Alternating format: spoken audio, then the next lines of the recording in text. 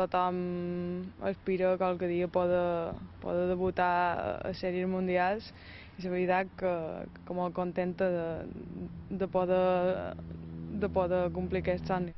Si l'abans de la Covid-19 ho permet, Xisca Tous pujarà al cim de la prova de triatló amb la disputa de la Sèrie Mundial d'Hamburg. Seria la primera competició internacional absoluta després de la Copa d'Europa. Però abans de viatjar a Hamburg, l'artenenca competirà a Pontevedra en el Campionat d'Espanya.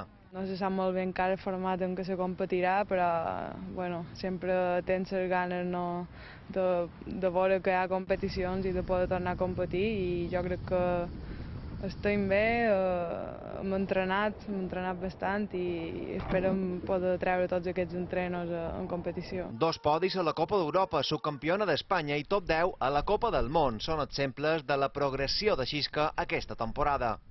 No obstant això, fou a Doha on Tous s'adona realment del seu enlairament esportiu.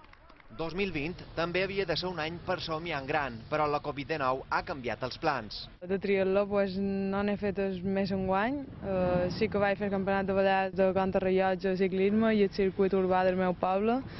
I bueno, almenys competeixes un poc, no? I fuig un poc de la rutina de tant d'entrenament que després de tant de mesos s'està fent una mica llarg. Amb el Campionat d'Espanya tocant a les portes i el somni d'Hamburg per dia 4 de setembre, Tous se sent forta a totes les disciplines. Realment jo diria que el ciclisme o carrera a peu en aquest moment és on m'estic trobant millor.